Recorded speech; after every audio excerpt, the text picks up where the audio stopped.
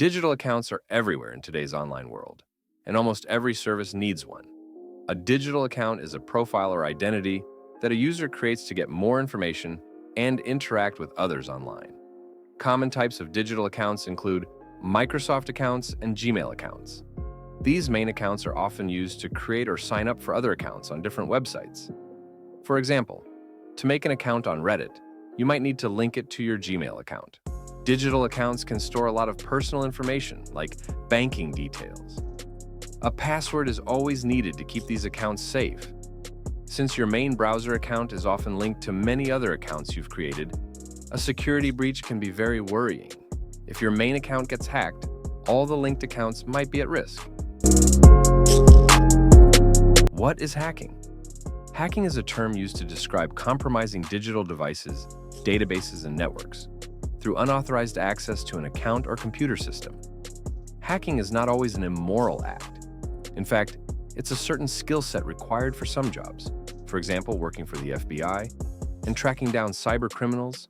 Websites and platform developers also would hire hackers to cyber or DDoS attack their platforms in an attempt to find flaws in their servers and fixes to the potential threats. But if these skills are used irresponsibly by individuals with bad intentions, it can cause a lot of damage. People would get their accounts hacked, personal information stolen, accounts getting sold on the market, or sometimes even blackmailed, causing them to lose thousands. In fact, one of the most well-known incidents happened on April of 2011, the PSN attack, where a group of hackers infiltrated Sony's PlayStation network and CryoCity services, resulting in the theft of 77 million user accounts. Thankfully, all the credit card information was encrypted, but other sensitive and personal information such as addresses, birthdays, emails, and names was not encrypted, leaving these information at risk. Sony then proceeded to shut down the PNS servers for 23 days, resulting in all the users losing online features from their PlayStation and their consoles for nearly a whole month. In total, this incident cost Sony and also led to multiple lawsuits against them. This event demonstrates how much damage can be caused if hacking was used irresponsibly.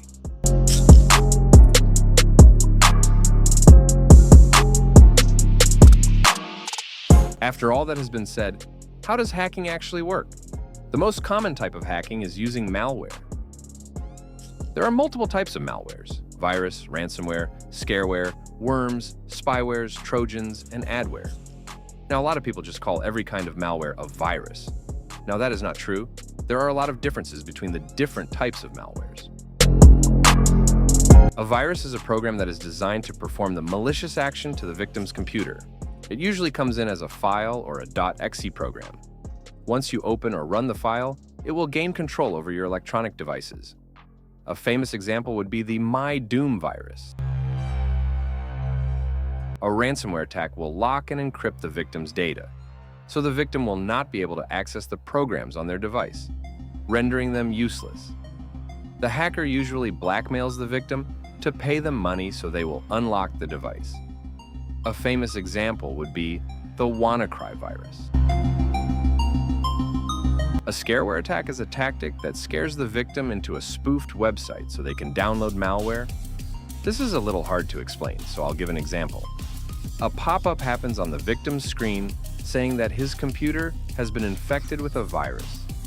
Click on the pop-up to download an antivirus and remove it.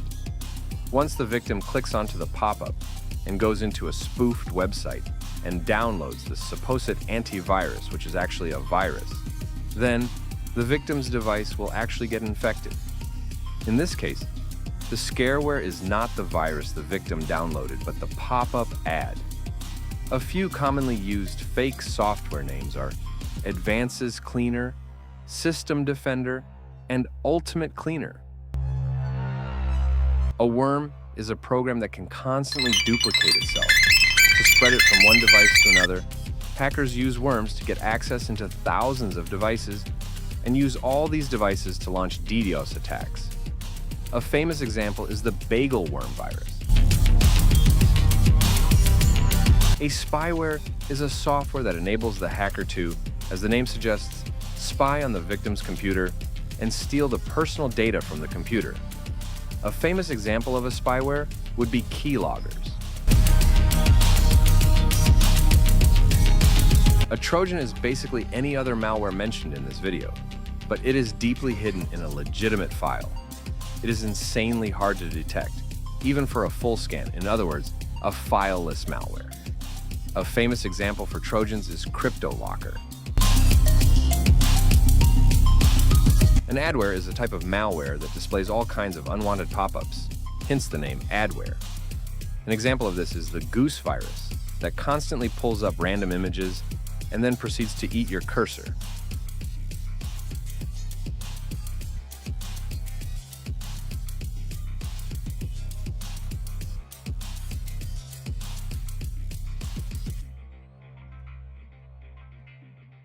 The most common method of hackers getting their malwares into your computer is by cyber scamming you, spamming a fake email that instructs you to download a file, instant message you, or send you to spoof websites. A good example I can think of is this case. I got a new subscriber called Free Robux on my account. Now, once you click on most of these people's profiles and go into the websites, that is, they linked as a supposed free Robux, you are usually faced with a login screen. To log into your Roblox account, well, of course you have to log in, so if this free Robux website is not a scam, and it actually gives free Robux, it will know which account it will give it to. But 100% of the time, these are fake. Because if you think about it, Robux is purchases by money, and when you spend the Robux on a game, the game developer receives the money, while Roblox take a percentage of that money. If you got free Robux, that is basically getting free money from out of nowhere. That would not be logical. So these websites are a scam. And once you actually enter your username and password, the websites will act as a virus and collect your password and account, or force your device to download an unwanted file and thus getting a virus. Well, there are also other methods like exploiting a vulnerable spot, for example, if you forgot to update your computer or antivirus software. Or you have an extremely easy password that can be guessed or figured out using a password guess bot. Not going to get into detail though. Well, most of the videos on YouTube would just say, download an antivirus, or have multiple verification required for your accounts, which these things are 100% correct. But in my opinion, the most effective way of preventing these things is all about you being safe online. Think of it like a tower defense game. Multiple different types of virus are trying to get to your computer, and you are setting different levels of defenders down to stop the virus in their tracks. There are Level 1 defenders, which is the least effective type, Level 2 defenders, which is slightly better than Level 1, and then finally, Level 3 defenders, which is the best type of defenders. It's your job to upgrade them and place down more of them to stop the virus from reaching your device. What is the most effective defender in this game? Most people would say it's Level 3 defender, but no, it would actually be you, the player. You are the one placing the defenders down, you are the one upgrading them. So, to stay safe on the internet is not only to just rely on the antivirus and Windows defenders, but you also need to be cautious when exploring the internet. Every time when a deal is too good to be true, take a step back and think logically before proceeding, and you will be perfectly fine.